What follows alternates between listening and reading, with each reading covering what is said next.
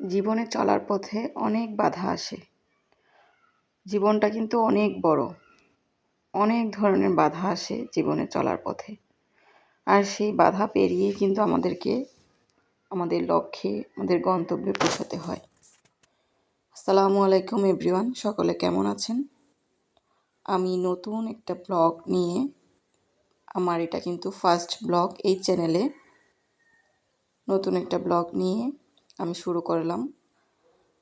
আপনারা সকলে কেমন আছেন? আশা করি সকলে ভালো আছেন।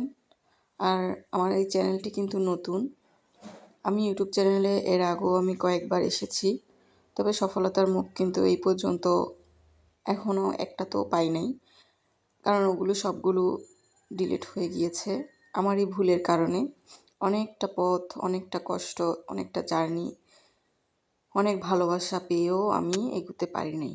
আপনাদের অনেক ভালোবাসা, অনেকটা এগিয়ে যাওয়া নিয়ে আমি কিন্তু এগোচ্ছিলাম, কিন্তু আমার এই ভুলের কারণে আমি এগোতে পারি নাই, আমি ব্যর্থ হলাম। তো তবুও কিন্তু আমি হাল ছাড়িনি, আমি আবার শুরু করেছি নতুন, আপনাদেরকে সাথে নিয়ে, একসাথে আপনাদের ভালোবাসা নিয়ে আবার নতুন করে পথ চলার। তো আশা করি আমাকে আবার সাপোর্ট করবেন, আমার পাশে থাকবেন আপনারা সকলে। আমি আসলে একদমই ভেঙে পড়েছিলাম যে অনেকটা পথ, অনেকটা জার্নি, অনেকটা এগিয়ে যাওয়ার পরও আমি কিন্তু এগোতে পারলাম না। আবারও সেই হোঁচট খেয়ে আমি পড়ে গেলাম। এই পর্যন্ত 4 বার হইলো এরকমটা। আমি আসলে বুঝতে পারি নাই কীভাবে কী হইলো, আমাকে ইউটিউব থেকে ডিলিট করে দেওয়া হয়েছে। আসলে আমারই ভুলের কারণে আমি বুঝতে পারিনি, সময় মতো ওরা যা চেয়েছে আমি তা দিতে পারি নাই বা করতে পারি নাই, সে কারণে আমাকে ডিলিট করে দিয়েছে ওরা। খুবই কষ্ট লেগেছে, খুবই ভেঙে পড়েছিলাম। তাই কয়েকটা দিন আমি কিন্তু নতুন চ্যানেল খুলি নাই। তো শর্ট ভিডিও দিয়েছিলাম খোলার পর, তারপর লং ভিডিও তো দেওয়া শুরু করিনি, আজকে ফার্স্ট। তো যেহেতু নতুনভাবে আবার শুরু করেছি, তো নতুনভাবে আমি আমার পরিচয়টা আবার দিই। আমি কিন্তু খুব সাধারণ একটা গৃহবধূ।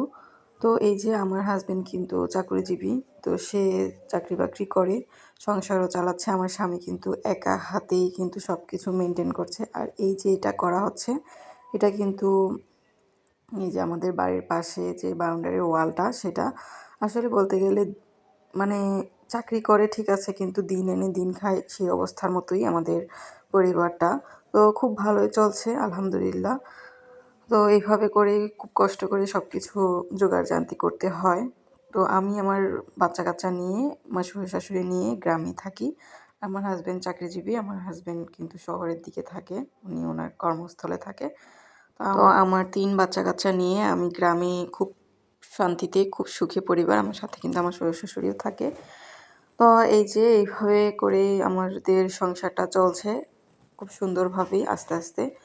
আসলে সব কিছুই কিন্তু কষ্ট করে জোগাতে হয়। তো অনেক কষ্ট করেই কিন্তু মানিয়ে গুছিয়ে সব কিছু জোগাড়জান্তি করা হয়েছে। এমনকি আমার শ্বশুর শাশুড়িও অনেক কষ্ট করেছে, আমিও কষ্ট করছি। আলহামদুলিল্লাহ অনেক ভালো আছি আপনাদের দোয়ায়। তো একটা ইউটিউব চ্যানেলে খুলেছি, আপনাদের ভালোবাসায় এগিয়েছিলাম অনেকটা, কিন্তু মানে একদম ব্যর্থ হয়ে পিছিয়ে পড়েছি। আর পিছিয়ে পড়ি নাই, আমি কিন্তু থেমে থাকি নাই, আমি আবার শুরু করেছি নতুনভাবে আপনাদের ভালোবাসা পাবো সেই আশায়। তো আমার গন্তব্যে আমি পৌঁছবো একদিন, সেই চিন্তায় আমার মাথায় আছে, আমি সেই লক্ষ্যেই আমি কিন্তু এগুচ্ছি। তো দোয়া রইল সবার জন্য, যারা যারা ইউটিউব চ্যানেলে আছেন এবং যারা যারা যেখান থেকে আমার ভিডিওটি দেখছেন, সকলকে জানাই শুভেচ্ছা ও অভিনন্দন। আর আমার জন্য প্লিজ দোয়া করবেন, আমার পাশে থাকবেন। আশা করি সকলকেই কিন্তু অসংখ্য অসংখ্য ধন্যবাদ।